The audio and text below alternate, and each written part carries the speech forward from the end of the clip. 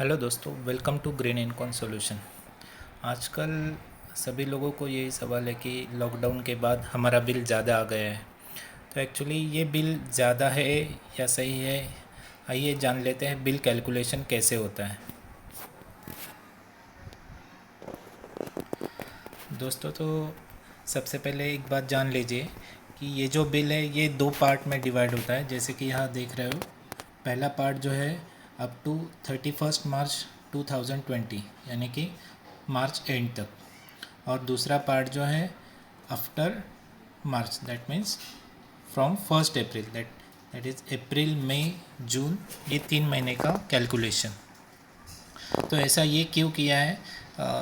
तो MERC के rule के हिसाब से इलेक्ट्रिसिटी टैरिफ जो है वो 1 अप्रैल 2020 से चेंज हुआ है।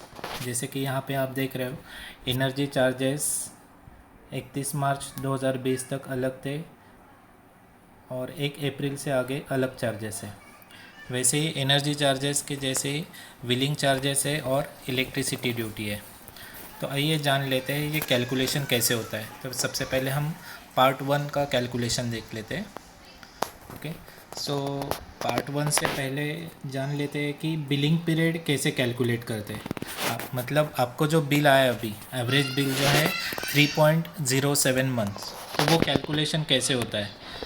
यहाँ पे एक एग्जांपल दिया है। समझो कि आपकी बिलिंग डेट है 20th of every month, that means 20 जून या 20 मई या 20 मार्च। ओके, तो समझो आपकी 20 तारीख बिलिंग डेट है, तो मार्च के टोटल डेज होते हैं 11 डेज, 11 दिन। अप्रैल के होते हैं 30, मई के 31 और जून के 20, मतलब 20 तारीख तक 20। ऐसे टोटल बिलिंग डेज होते हैं 92। और ये 92 को हम अगर तो बिलिंग पीरियड मंथ में कैलकुलेट करते हैं तो मंथ होता है 3.07 मंथ। वैसे यहाँ पे दूसरा एग्जांपल दिया है 22, बिलिंग डेट अगर 22 तारीख होती है तो सबका कैलकुलेशन एक ही होता है। टोटल बिलिंग डेज होते हैं 92 डेज और बिलिंग पीरियड मंथ में होता है 3.07 मंथ। तो ये हो गया बिलिंग पीरियड कैलकुलेशन। आइए जान लेते हैं अब यूनिट्स कैसे कैलकुलेट किए हैं। तो समझो आपको बिल 3 महीने का बिल, एवरेज बिल आया है 893। ओके, तो इसके हिसाब से पर डे कंजम्पशन हुआ आपका 893 divide by total billing days, मतलब 92। तो आपका पर डे कंजम्पशन हुआ 9.71 यूनिट, मतलब आपने ये 3 महीने में पर डे यूनिट कंजम्पशन किया है 9.71। तो इसके हिसाब से मार्च, अप्रैल, मई और जून के यूनिट हम कैलकुलेट कर लेते हैं। तो मार्च के 11 दिन हुए तो per day 9.71, so 11 into 9.71, that is 106.77। So it is nearly equal to 107। वैसे ही अप्रैल के 291, मई के 301 और जून के 194। तो ये सब टोटल।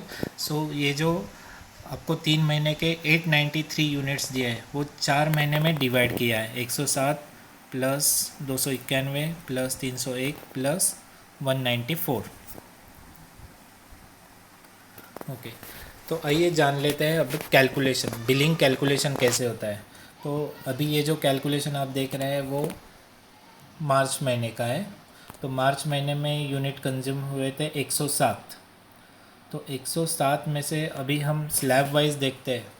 तो स्लैब वाइज पहले 100 यूनिट हमें 3.05 रुपीज़ से होते हैं कैलकुलेशन, पर यहाँ पे सिर्फ 11 दिन है। तो 11 दिन के हिसाब से पहले 100 यूनिट मतलब 37, यहाँ पे कैलकुलेशन किया है 11 into 3.33, that is 36.63।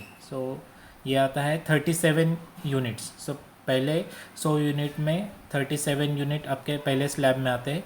Second slab में 107 माइनस 37 तो आते हैं 70 यूनिट्स। और इसका हम कैलकुलेशन देखते हैं। फिक्स चार्जेस इसमें नहीं लगाए जो कि 90 रुपीज़ थे, तो वो ज़ीरो है।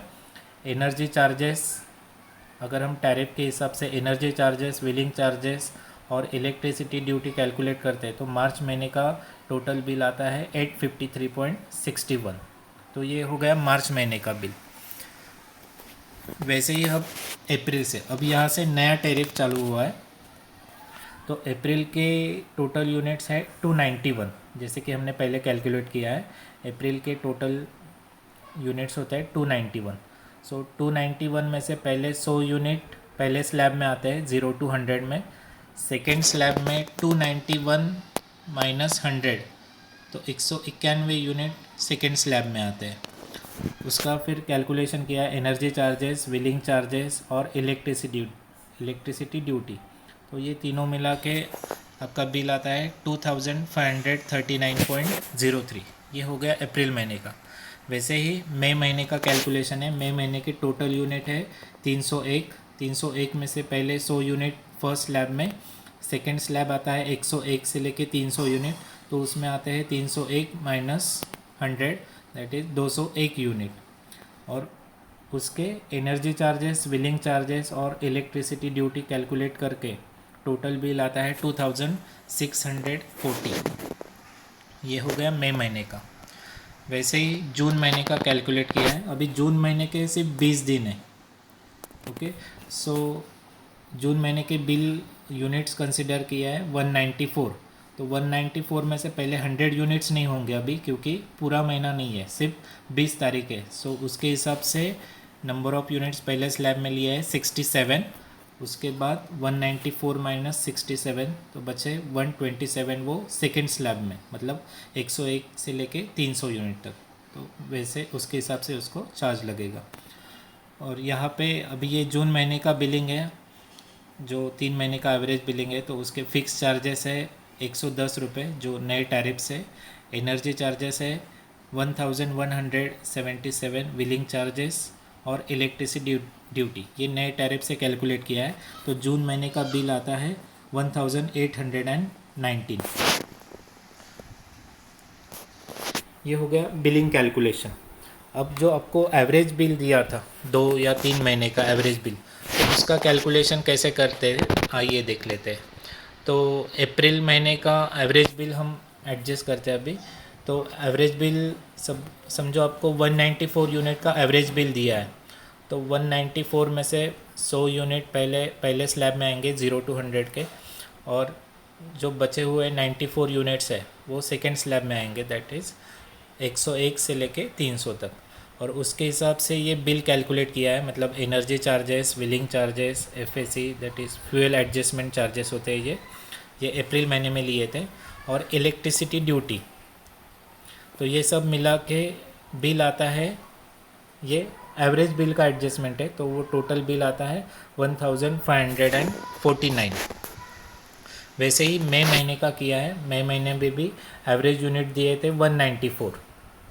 तो 194 का जो बिल है वो आता है 1537। तो ये हो गया एवरेज बिल एडजस्टमेंट। अब टोटल बिल कैसे कैलकुलेट करते हैं देखते हैं। तो हमने पहले मार्च महीने का बिल कैलकुलेट किया था, वो आया था 855.79 रुपीज़। अप्रैल का आया था 2537.01। मई महीने का आया था 2640.02 और जून महीने का आया था 1819.25। तो ये चारों मिला के टोटल बिल होता है चारों महीने का 7852.08। बट ये एक्चुअल बिल नहीं है। अब इसमें से क्रेडिट बिल जो है, टोटल क्रेडिट अवेलेबल, जो आपको अप्रैल और मई का दिया था एवरेज बिल, जैसे हमें पिछली साइड में कैलकुलेट किया था, तो वो दोनों का टोटल आता है 3087 रुपीज़। तो ये 3087 रुपीज़ ये 7852 में से माइनस हो जाएंगे। तो फाइनल बिल अमाउंट आपका होता है 4764.97। तो ये आपका एक्चुअल बिल है। अगर आपको कोई क्वेरीज़ है तो आप मुझे व्हाट्सएप या ईमेल कर सकते हैं आपका इलेक्ट्रिसिटी बिल। मेरा मोबाइल नंबर है 8806512662 और ईमेल है jadhav.13@gmail.com।